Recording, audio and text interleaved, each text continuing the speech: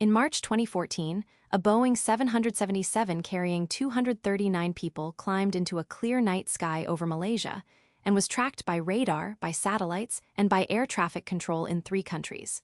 40 minutes later, every system that could see it went dark. Not crashed, not exploded. Switched off, one by one, in an order that only someone in the cockpit could have chosen. More than a decade later, the largest search in aviation history has found a few scattered pieces of wing washed up on African beaches, and absolutely nothing else. This is the story of Malaysia Airlines Flight 370, and the more you learn about it, the less it looks like an accident. It looks like a plan. Kuala Lumpur International Airport. 12:41 a.m. March 8, 2014. A red-eye to Beijing, 6 hours, routine. The captain is Zaharie Ahmed Shah, 53 years old, more than 18,000 flight hours, one of the most experienced pilots in the airline. His first officer, Farik Hamid, is 27 on his final training flight before full certification.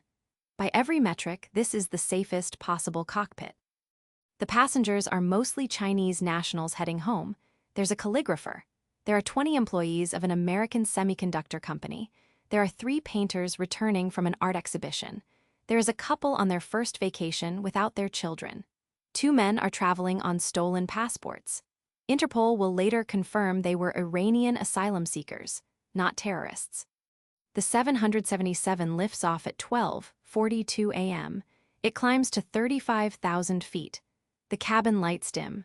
Somewhere over the South China Sea, a flight attendant pours the last cup of tea anyone on board will ever drink.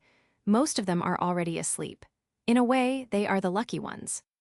At 1:19 a.m., Malaysian air traffic control hands the flight off to Vietnam. The captain's voice comes back, calm, professional. "Goodnight, Malaysian 370. Those are the last words anyone will ever hear from MH370. 2 minutes later, the transponder, the device that broadcasts the plane's identity to every radar in the sky, goes silent. And here is where the story stops being an accident. When a transponder fails, you still see the plane. You see it as a blip. No name, no altitude, just a return on primary radar.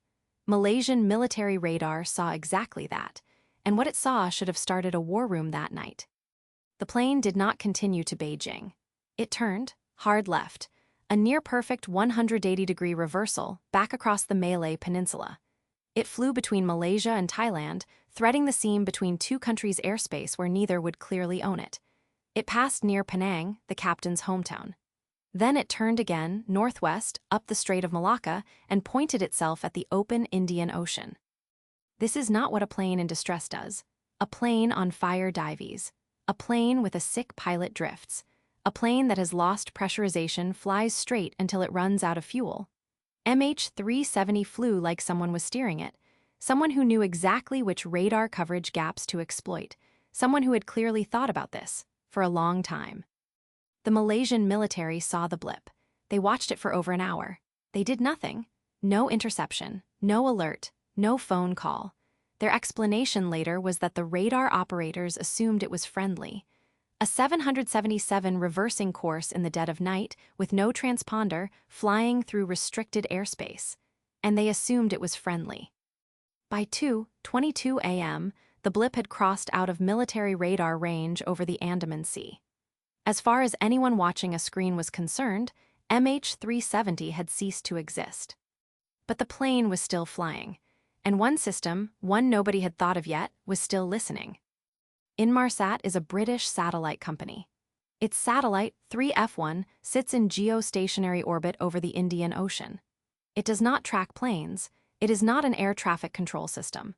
It is essentially a switchboard. It lets the plane's onboard computers send routine maintenance data, billing handshakes, basically an "Are you there? Yes, I'm here" exchange every hour. After the engineers on the Beijing end realized MH370 was missing, an Inmarsat technician in London started digging through the logs. And he found something that should not have existed. For 7 hours after the plane vanished from radar, 7 hours, MH370's satellite terminal had kept answering the handshake. Every hour on the hour, a tiny electronic ping. "Yes, I'm still here. Yes, I'm still flying." The pings did not contain a location. They were never designed to, but they contained something almost as good. The angle and the Doppler shift, the tiny frequency change caused by the plane's motion relative to the satellite. From those numbers, Inmarsat's team, using physics that had never been used this way before, drew an arc across the southern Indian Ocean. Somewhere on that arc, the plane had run out of fuel and gone into the water. A stretch of ocean nearly the size of Australia, 2.5 miles deep, the most remote body of water on Earth. It was the largest, most expensive search in aviation history. Australia led it. 26 countries contributed. They mapped a sea floor that had never been mapped, discovered new underwater volcanoes, new shipwrecks, new species. They did not find the plane. Now we have to talk about Captain Zaharie. Because if MH370 was deliberately steered into one of the most remote places on Earth, somebody steered it. The FBI was given Zaharie's home flight simulator. He had built it himself in his basement. A serious piece of equipment, the kind enthusiasts spend tens of thousands of dollars on. Investigators recovered deleted files from its hard drive.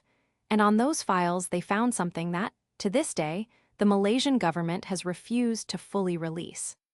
A flight path, plotted weeks before the disappearance, up the Strait of Malacca, out into the southern Indian Ocean, ending in fuel exhaustion in open water, at almost exactly the latitude where the Inmarsat arc said MH370 went down.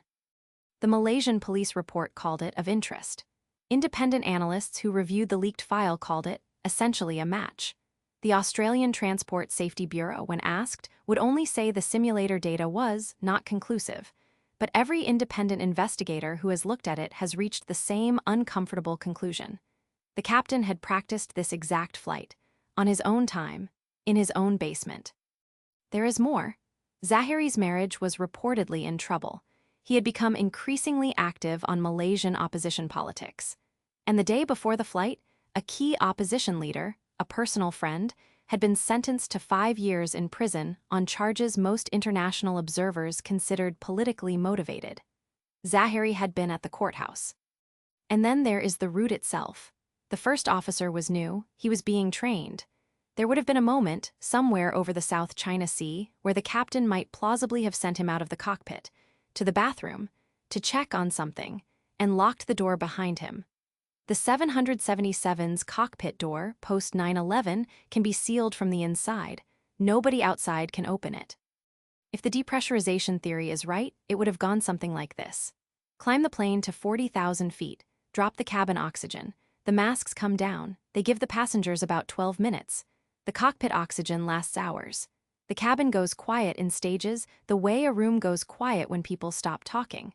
By the time the plane turns south into the empty ocean, the captain is the only conscious soul on board. Behind the locked door, 238 people. Ahead of him, 6 hours of black water. And then, eventually, the captain isn't conscious either. The plane flies itself on autopilot until the fuel runs out and it spirals into the sea. Alone, unmanned, unwatched. It is a horrifying theory. It is also the one that fits the evidence better than any other. In July 2015, 16 months after the disappearance, a man on the French island of Réunion, 3,000 miles west of where the plane vanished, found a barnacle-covered slab of metal washed up on the beach. It was a flaperon, a control surface from the trailing edge of a 777's wing. There is only one missing 777 in the world. Over the next 3 years, more than 30 pieces would wash up. Mozambique, South Africa, Tanzania, Madagascar.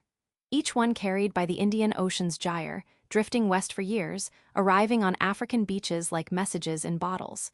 Marine biologists studied the barnacles. The growth patterns were consistent with a plane that had broken up at sea and drifted exactly where the Inmarsat arc predicted. But here's what the pieces tell us, and here's what they don't. The flaperon's trailing edge was shredded, consistent with the flaps being retracted at the moment of impact, which means the plane was not landed gently on the water. There was no Sully-Sullenberger ditching. Whoever or whatever was in control at the end either chose a high-speed dive or had already lost consciousness and let the plane spiral. The debris field, if anyone could find it, would be enormous. Spread over miles of seafloor, 2.5 miles down, in some of the most violent currents on Earth. In January 2017, the official search was suspended. In 2018, a private American company called Ocean Infinity tried again, on a no-find, no-fee basis. They covered another 112,000 square kilometers. They found nothing. In December 2024, the Malaysian government announced it was reopening the search with Ocean Infinity. As of this recording, that search is ongoing. New drift modeling, new bathymetric data, a refined target zone. Maybe this time, maybe not. Here is what is strange about MH370. It is not strange because we don't know what happened to it. We have a pretty good idea what happened to it. The plane was deliberately turned. The transponder was deliberately switched off. The route was deliberately chosen to avoid radar. The destination was deliberately the loneliest piece of ocean on the planet. Someone in that cockpit knew exactly what they were doing. What is strange about MH370 is that the world's response has been, essentially, to let it go. The families are still asking questions. The Malaysian government's official report runs to 1,500 pages and concludes, and this is a direct quote, that the cause cannot be determined. 1,500 pages to say, we don't know. The captain has never been officially named as a suspect. The simulator data has never been fully released. The cockpit voice recorder, even if it is found, only holds the last 2 hours of audio. Meaning the most important moment, the moment the transponder went dark, was overwritten hours before the plane went into the water. Whoever did this knew that too. 239 people are at the bottom of the Indian Ocean. Their families have buried empty coffins. Their children have grown up. Their parents have died waiting.